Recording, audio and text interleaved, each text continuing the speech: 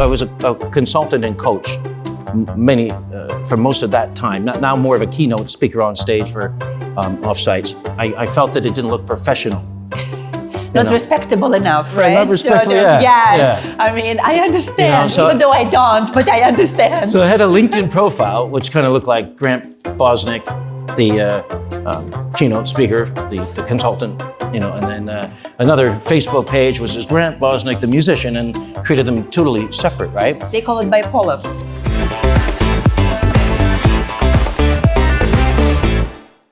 Hi, I'm Yana and you're watching Yana TV. Today our guest is Grand Upbeat Bosnick and we're going to talk about self-leadership, neuroscience and drumming. I love this, right? So I'm like, my hand immediately goes here. Yeah. It's definitely drums within reaching distance. And who doesn't want to reach out for drums when they're there, right? I know. And we're going to explain today why the drums are even in the studio. However, what I would like to start with, the fact that you have another interesting part. You are actually the only one in Singapore I know who is Croatian Canadian. Right. So I was born in Canada, in Toronto, Canada, near Toronto, which is the largest city of Canada. And I went to high school and university in Canada. And before moving out to Asia 25 years ago to Japan and now Singapore. And so the fact is that my grandfather is Croatian, my father is Croatian. I'm second generation Canadian.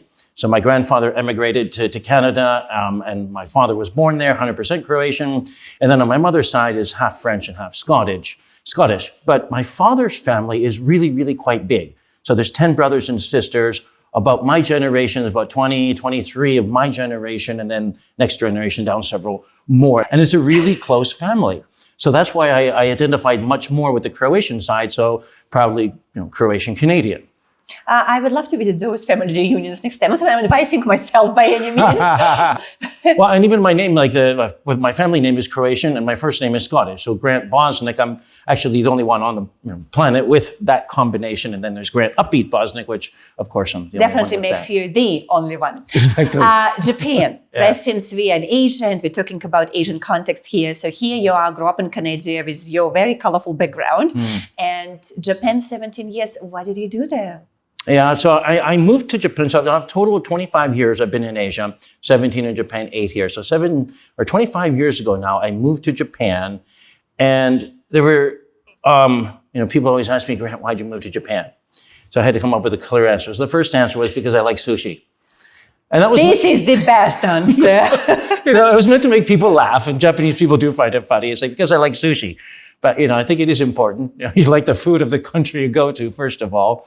And one of the reasons was I studied philosophy in university. And my university is very conservative and traditional, well-known university in Canada. And they didn't really consider Asian philosophy to be part of philosophy. So there was one Asian philosophy course only out of the entire Western philosophy that we had multiple courses on. So I wanted to learn more about Asian philosophy. So that was one reason to come to Asia. And then I'm also a musician, and I used to be pro musician in Canada, touring and recording 13 albums and producing several events. And so Japan at that time was the second largest music industry. I wanted to learn more about Japanese music, and I produced events out there as well too, and recorded and played out there in Japan. And I guess there was a third reason too, was that because I do leadership development with leaders and teams with hundreds, Fortune 500 and FTSE 100 clients globally, that when I was in Japan, I was fascinated to see how did they create this business mindset in Japan to grow to become the second biggest economy in the world in 50 years, right? And I remember when I was in high school, I kind of went to a special high school that had a lot of business courses. We had this movie documentary that we saw. It was called America's Game, Japanese Rules. And it was using the metaphor of baseball to show the difference between Japanese and American business, which was quite fascinating. And so I was quite interested to learn more about what is the Japanese business mindset, and which is 17 years onward. That's what kept me there, those three things there. Actually, a great story about philosophy. Tell me. Can I tell you this, right? I just remembered this. It was like probably my second year of being in Japan. I was living in Tokyo, but I went down to Kyoto. And so there's this pathway which leads up to one of the temples. Kinkakuji is the name of the temple. And the name of the pathway is called Tetsugaku no Michi, which translates to English as Philosopher's Path. So having studied philosophy, right, I was so excited to take this path. And so the first 1/3 of my journey up this path, I was really excited. This is going to be really deep and meaningful. And then after about 1/3, I got so disappointed because I could see houses around me. There was nothing special about this path. It was a path like any other path you'll find on this planet, right? So I was so disappointed for the next, that second third of my trip. And then when I got 2/3 into the journey, I got so excited again. It was like an enlightening moment. I just realized, yes, this path is like any other path in the world, but every path is a philosopher's path, right? So that was my key takeaway from that adventure up, Tetsugaku no Michi in Kyoto. It's like every path is a philosopher's path. We're always on that journey everywhere we go. I feel like we can finish the interview right here. You just said it. The main topic. I love it. I love it. Okay, so Japan. Yeah. How was 17 years in Japan not being Japanese? Well, I was Croatian Canadian, but I didn't really, promote myself based on my ethnic cultural background, but more around, I was, an extrovert. I was a drummer, and so. There's quite a history of original music out of Japan, so really connected with that in the combining music and nature. Any difficulties integrating as a foreigner, as an expatriate, because that's what you have been there for 17 years? The language, if you don't speak the language perfectly fluent, some people may say they don't understand you, even though they probably actually do understand you, but if they're kind of... So you speak fluent enough Japanese? I speak. I speak. Yeah. Is it fluent enough for someone who wants it perfectly fluent to say, I don't understand you? Maybe. I do skip some words sometimes, So people do, nantonaku wakaru, which for the Japanese fans out there or the Japanese listeners, they will know that means... I don't. Yeah, it means, more or less I understand, which is one of the things I really liked about Japanese culture. Coming from a Western culture, we question the meaning of every single word that we say, and that's the low context cultures, which like English-speaking cultures, for example. And Japanese? Japanese is a high context culture. So if you more or less understand within the given situation that you're in, that's enough, right? Well, that's my realization. Yeah. I like that. I have been living in Asia now since 2008, and I have Asian family, and I work with a lot of Asians. And actually, what you said just now, I think to me, summarizes in general the biggest difference between East and West when it comes to communication. Yeah. And there's a lot of the Asian countries, they each have their own high context culture, but the one that's in China, the one that's in Korea, the one's in Japan, the one's in Singapore, the one that's in other parts of Southeast Asia, not all of them are the same. There are quite a few, 10 countries in ASEAN, for example, that that each of us or each of these countries has their own uniqueness, and they may have their own high context. But if you understand that context, and even if you don't perfectly speak the language, and people can understand. Love that. So what brought you to Singapore? So I originally came, when I was living in Japan, I was coming here maybe 3 or 4 times a year for business trips to work with clients. And then 9 years ago, I decided to set up my own company. And so I just chose Singapore as the location to set up the company, incorporate here. The main reason was that 75% of the foreign multinational companies have their regional offices based out of Singapore, so can have FaceTime with them.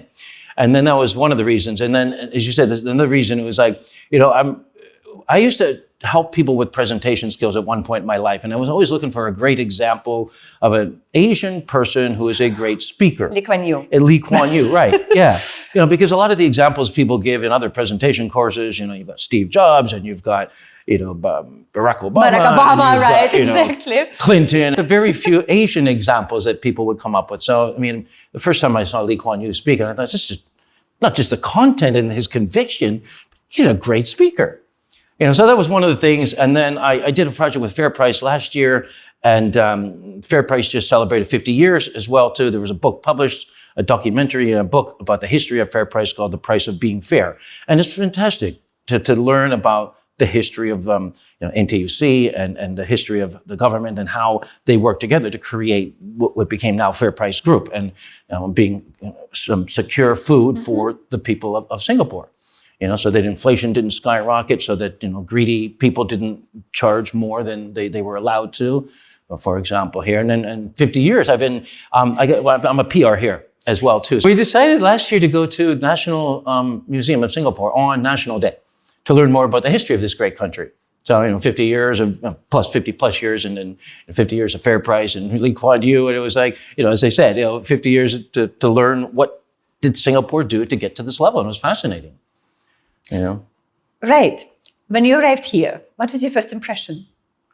My first impression of Singapore when I first arrived here, I found that because I was connecting also in the music scene here, and having come from Japan, where probably about 30% independent music, lots of original music from J-pop, J-rock, and then when I come to Singapore and very little original music here.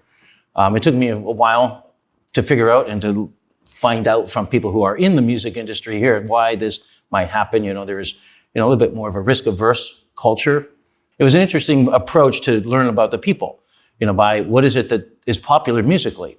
And one of the things that a lot of the venues were mercantile profit driven. So whatever is going to bring in the most amount of revenue is going to be the choice of business model, right? So if you got, cover bands making requests, or you got techno or house DJs playing pretty safe music, you're going to get a lot of people, and it's going to be quite popular. There are people doing things out there, so it is changing, Okay. So yeah, there are some people doing original music out there. There's a lot of original dance coming out of Singapore.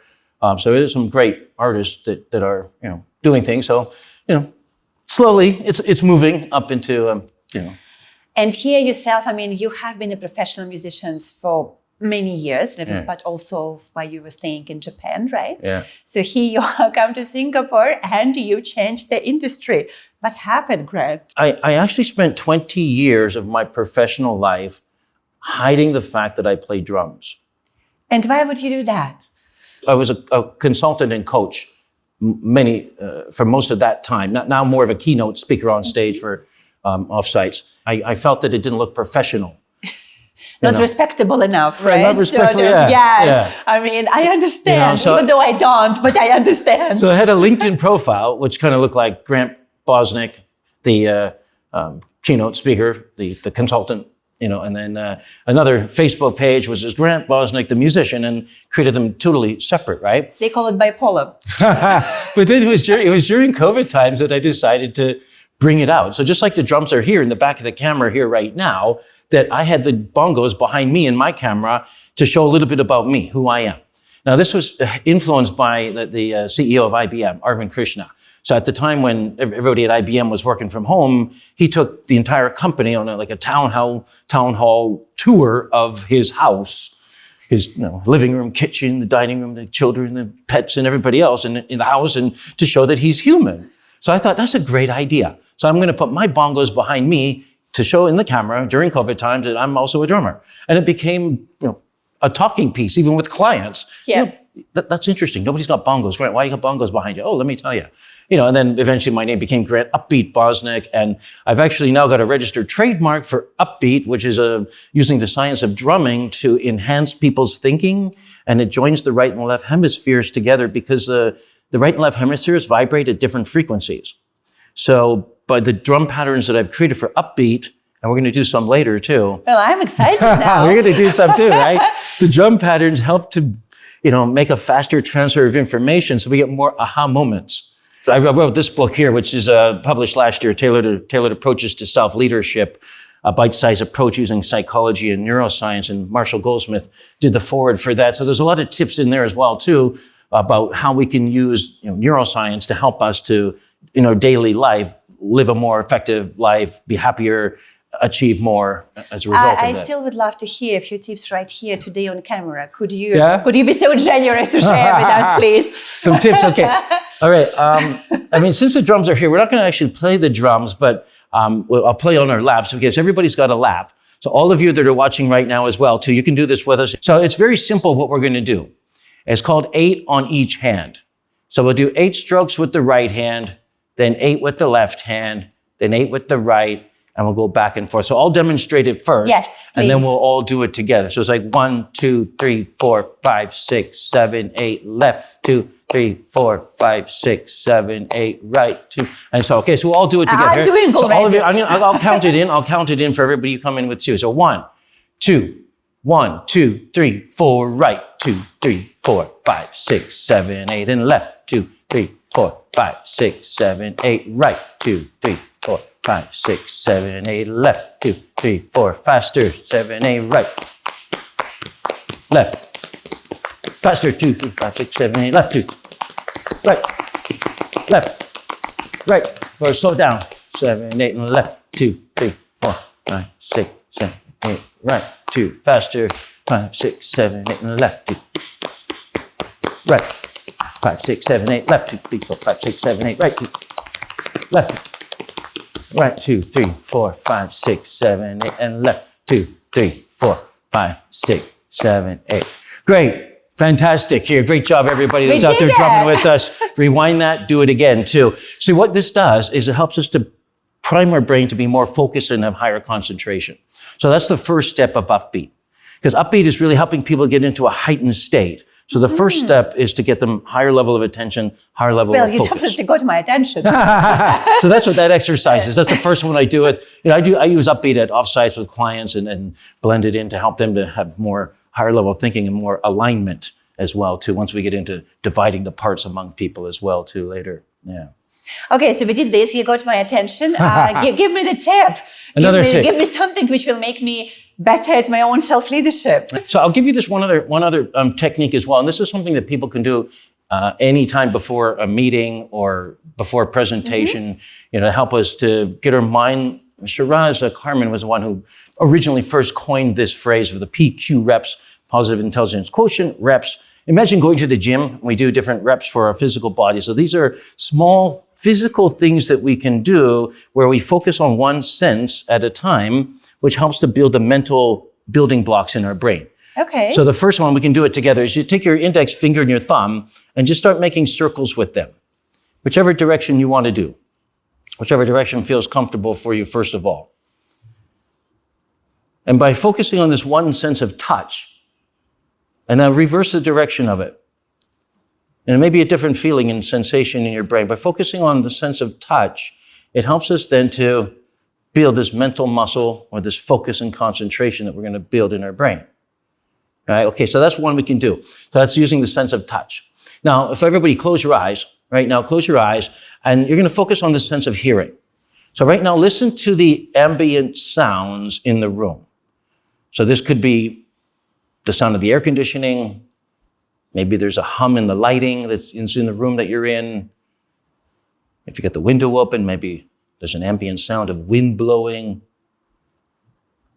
So whatever that ambient sound is, focus your mind on that. Now focus your mind on the sound that is the farthest away. So maybe there's a car outside or a dog barking. Whatever that farthest sound is. Now focus your attention to the closest sound. And maybe that's the sound of your own breath, breathing. And so you can open your eyes now. So that's one thing that we can do as well, too, by changing the focus of our attention. And all of these exercises, so like going to the gym to work your physical muscle, helps build the mental muscle, which is the building block for us to do all the higher level, getting our brain into flow so we can 5x our productivity, having aha moments so ideas connect together, helping us to regulate our emotions, helping us to show up with the kind of presence that we want to show up with to our team, to our audience. So all of these are helping to build that mental building blocks. The last one around is emotion regulation here. So I want everybody right now to imagine, and Yana, imagine right now for us, everybody out there listening as well, imagine you're going for a hike right now. And I'm from Canada, we call it the woods. That's the forest, or maybe it's on a mountain, depending on which country you're from. Imagine it's 26 degrees, it's dry, the sun is shining, the birds are singing, the flowers smell nice, and wow. This bear comes in your face. So how does it make you feel? The bear comes in your face. Shocked. Shocked, right? we feel shocked. We yes, feel I was expecting more butterflies. because of fear, right? Maybe our hair stands up, Yes. and maybe our blood starts to rush, and we Yes, the sweat. blood starts to rush, exactly. So we physically feel it before our brain even knows what happens. And it's the same thing whenever we face any kind of change or challenge in our own social or emotional life, whether that could be something that's, personal with a loved one, or maybe it's something in business related to, you have a disagreement with your boss or your colleague or something, why this person, so frustrating, The boss is the bear. Right? The boss is the bear, right? So it could be something traumatic or it could be something small as well too, right? So one of the things I like to do, and I wrote a lot about it in this book here, is if we can tap into some of the creative ways of thinking to help us to reframe our situation, it helps us to, number one, to get new ideas that we didn't think of. If we analyze the problem too deeply, why is my boss like this? Like a bear. Right. You're only tapping into the front part, your prefrontal cortex, and it's so strong, the signals there, you're not going to get any new ideas. Right? So we want to tap into the weaker one. So you can come up with some creative questions. If you go to the world of fictional characters, it's like, well, how would Mickey Mouse deal with this situation? Or Harry Potter, or Captain Kirk, or whoever you want to imagine, in that situation, what would they do if they were in that situation, for example? Or maybe if you imagine it like a newspaper headline. If this were like a motto or a saying or on the newspaper headline, what would that read? So you use these creative techniques to help get new ideas formed because you're tapping into the weaker signals in your brain. So you get these aha moments, right? And I think that, if we can reframe our situation in a much more effective way. I love that. I would ask you maybe to tell me in two industries, since you're combining them together. Let's start with music. So many years in music. What was your biggest realization or lesson after being a musician professionally for so many years? What did you learn yourself? It has to be one, or can I say two? Because I think there's two that I took away, which I see they do combine. Like one's like the flip side of the other one, right? Okay. So one of the things is, is that I played rock music, and then now it's more dance music, but especially, I don't know, dance music may be the same, but I spent, a lot of time with different bands in rock music, and everybody. Did you have longer hair? I did have longer hair at one point. I did. So everybody's got an ego. Everybody wants to be a rock star. I'm the drummer. I want to be the rock star drummer. I'm the guitarist, the bass player, the keyboardist. Everybody wants to be a rock star, right? And so one of the things is we try to play louder and louder. I want to be louder. Turn your volume down. I can't hear myself play. And Grant, you're playing too loud. No, I'm not. You're playing too loud, right? So we all get these egos. So I think the flip side of that is that we have to listen to each other. And I think that, with now modern music, people have the in-ear monitors, and the monitor engineer can give a perfect mix for each individual person so that they get the right balance that's going to allow them to contribute the value to the ensemble or to the band, right? And I think that, taking that into the context within business and leaders, right? Leaders are successful. And they got like rock stars. They're like rock stars. Everyone wants to be the loudest in the room.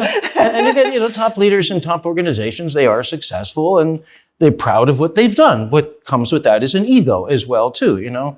But if they take a step back and realize, okay, well, everybody adds value, and we listen to each other, we balance the sounds of the different people within our team, and if you're the head of the organization, all the different teams within your function, or within the top person of the organization, all the functions within that. And if you balance all this together, you're going to create a symphony. You're going to create great music, right? So I think that's probably the key takeaways. Let go of your ego and listen to others, and we're going to then create synergy.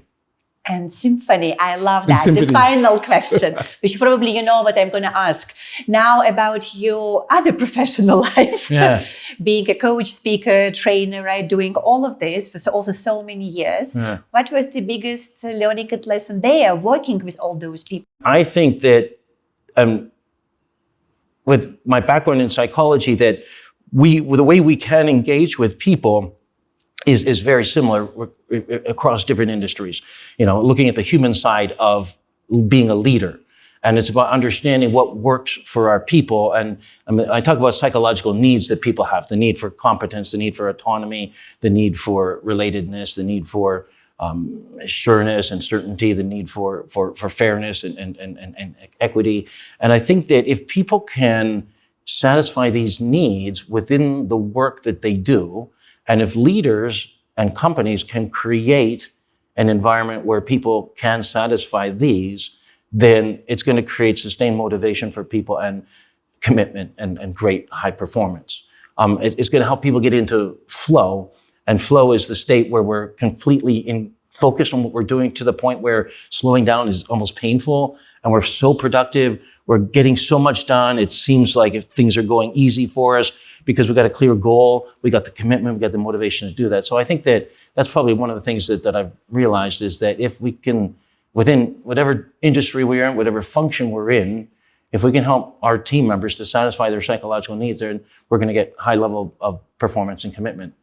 Thank you so much. That was Grand Upbeat Bosnick on Yana TV today. I learned so much, guys. I don't know about you. So I would love to hear from you actually in the comments. What was your favorite tip? What would you like to try? And of course, if you're one of the fellow musicians, do comment. Would love to connect and check out new music. And we are very grateful to Muse Studio for hosting Yana TV. And of course, remember, subscribe and share this episode. And I'm going to be seeing you next time.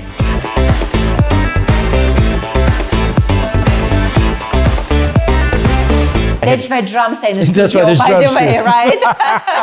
Yeah, it's not just a prop. I really do play.